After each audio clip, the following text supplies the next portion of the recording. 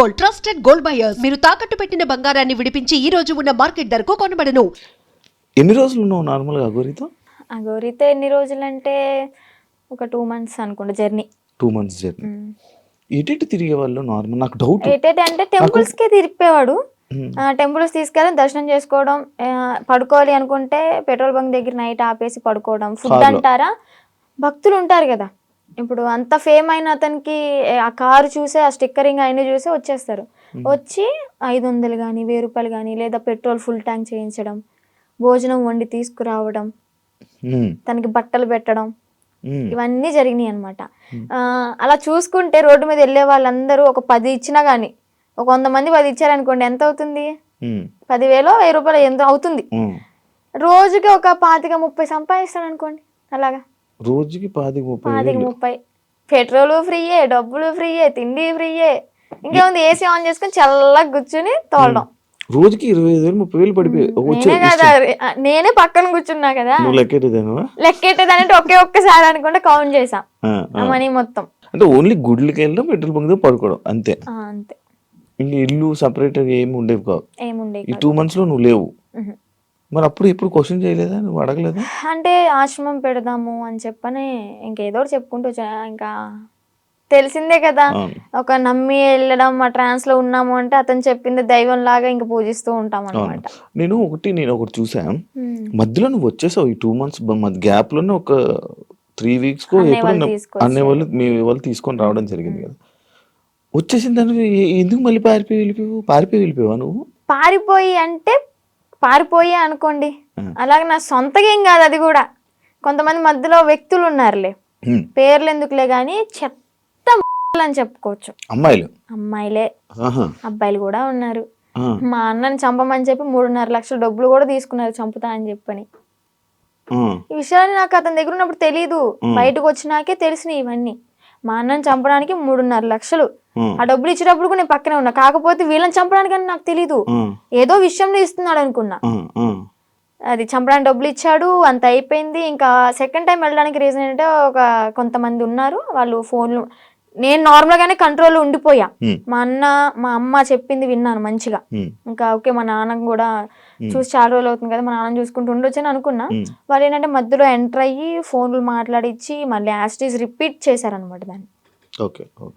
చూస్తున్నారు కదా, చూసే వాళ్ళకి అర్థమవుద్ది ఎవరు చేశారు ఏంటి అని. మనం పేర్లు చెప్పక్కర్లే, దేవుడు అనేవాడు ఉంటాడు, కర్మ అనేది ఎప్పటికైనా అనుభవించాల్సిందే. నేనైతే ఒకటే అనుకున్నా, నా కర్మ ఇలాగా వదిలిపోయిందని అనుకుంటా. ఏదో జన్మలో ఏదో పాపం చేసి ఉంటే ఆ పాపాన్ని ఇప్పుడు ఇలా తీర్చేసుకున్నాను. అలాగే కర్మ అనేది వాళ్ళు కూడా అనుభవిస్తారు, నాకన్నా డబల్ ఉంటది వాళ్ళకి. మీ వాళ్ళు ఇప్పుడు వాళ్ళకి వెళ్తున్నప్పుడు, మీరు వాళ్ళతో జర్నీ చేస్తున్నప్పుడు ఒక అమ్మాయి టాపిక్ ఇష్యూ అనేది బయట రేజ్ జరిగింది. ఒక అమ్మాయి వచ్చి కేసు పెట్టడం, ఎవరో ఒక అమ్మాయి వచ్చి కేసు పెట్టింది.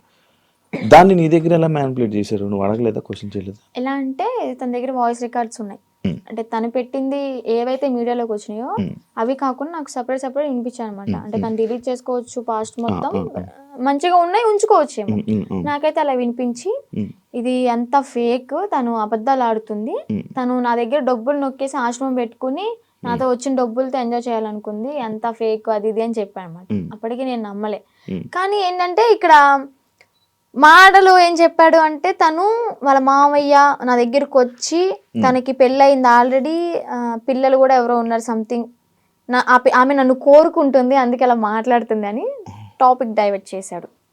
కోరుకోవడం అంటే ఇప్పుడు నన్ను ఎలాగా ఇన్ఫ్లుయెన్స్ చేశాడు, ఎలా మాయ మాటలు చెప్పి ఇది చేశాడు, తనను కూడా అలాగే మాయ మాటలు చెప్పి తను కూడా అట్రాక్ట్ అయింది. ఏంటి అంటే సడన్ టైంలో నాకు హస్బెండ్ లేరు, ఓకే నా లైఫ్ కూడా ఇలా ఖరాబ్ అయిపోయింది. షీఈ్ లాయర్ అనుకుంటా, ఐ థింక్ తను లా అయ్యింది.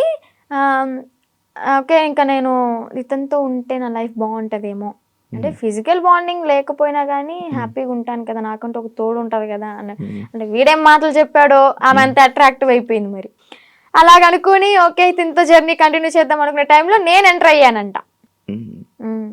పిచ్చిదాన్ని, నాకు తెలియదు. అప్పుడు ఏదైనా బాధలో ఉండేదాను? బాధలో ఏం లేనబ్బా, బానే ఉన్నాను. తన ఎంగిల్తో ఇలా చేయడం అయితే చేశాడు, ఇది పక్క. ఏం తిన్నారు ఆ రోజు రాత్రి? బిర్యానీ? చికెన్ అంటే ఇంట్లోనే కుక్ చేసింది, చికెన్ కర్రీ చేసింది, అండ్ బగారా రైస్. మమ్మీ చేసింది. అయ్యో వాడు చేస్తే ఇంకేముంది, వెనక్కి కూడా వచ్చేదాన్ని కాదు. ఇంకా అబ్బాయి కదా, ఎగురు అనుకుంటే వెనక్కి వెళ్ళిపోయేదాన్ని. అబ్బాయే కదా, అబ్బాయే. ఏదో బయట ఫోటోలు వచ్చాయి, అవన్నీ నిజమేనాదండి? ఆయనేనాదండి? ఓకే. అంటే తన ఇంటికి వెళ్ళినప్పుడు కూడా తను డ్రామా వేసినవి అవన్నీ చూపించాడు. అప్పుడు అబ్బాయిగానే ఉన్నాడు. వాళ్ళ ఇల్లు ఉందా హైదరాబాద్ లో? అంటే వాళ్ళ ఊర్లో పూరిల్లు ఇల్లు ఒకటి ఉంది. అవునవును, వాళ్ళ ఇంటికి. అచ్చా, వాళ్ళ ఇంటికి తీసుకుని వెళ్ళాడు. వాళ్ళ అమ్మానికి పరిచయం చేశాడు. ఓకే, బానే ఉంది. అప్పుడు కూడా మా అన్నయ్య వచ్చి నన్ను తీసుకెళ్ళిపోయాడు అనమాట. ఫస్ట్ టైం ఇది మీడియా ముందుకు రాలే, సెకండ్ టైం గుజరాత్ లో వచ్చి తీసుకెళ్ళి మీడియా ముందుకు వచ్చింది అనమాట. అబ్బాయే ఏదో ఊర్లో రేపడం చేయడం వల్ల వాళ్ళ చెట్టుకు కట్టేసి కొట్టడం, ఏదో హట్ చేయడం వల్ల దాన్ని తీయించేసుకుని అమ్మాయిగా ఇలా వేషం వేసుకుని వచ్చాడు అని. ఏజ్ కూడా నాతో 27 years అని చెప్పాడు. అది కూడా ఫేకే, 38 years అంట. నేను ఆయనది ఒక వీడియో చూసా.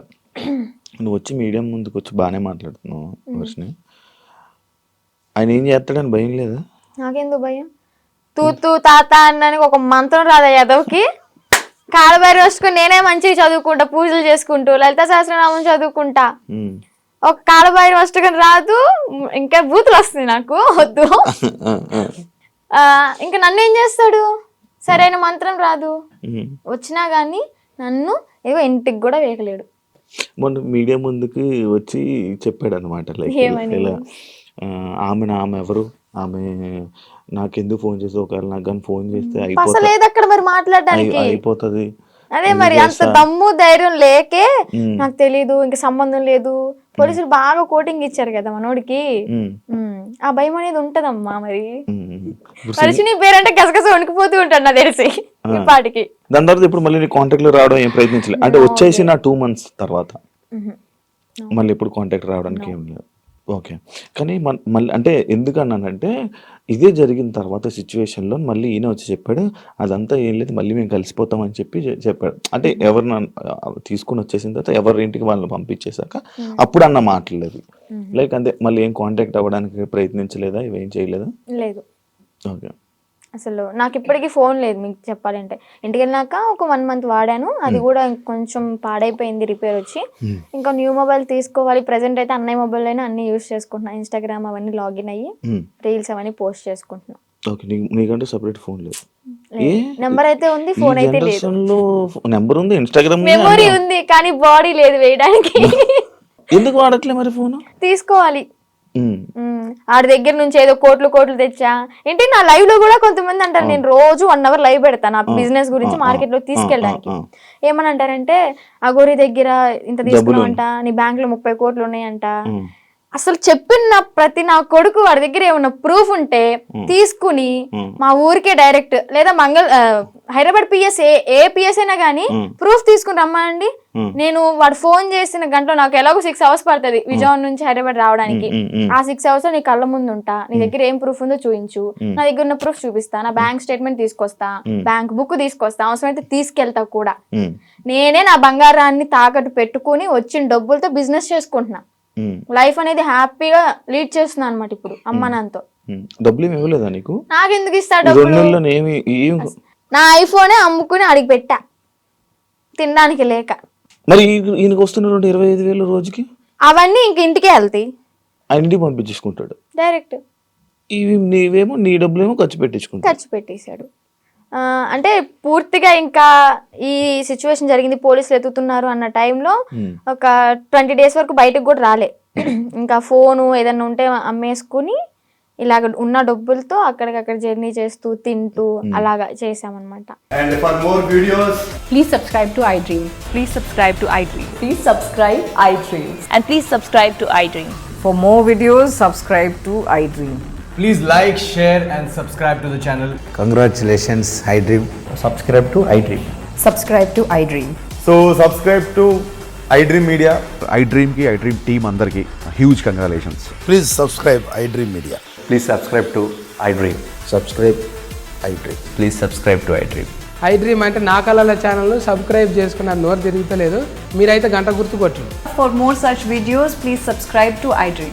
Subscribe to iDream. Please subscribe to iDream. Please subscribe iDream Media. Please do subscribe to iDream. Please subscribe to iDream Media. For best entertainment and information, please subscribe iDream. And don't forget to subscribe to iDream.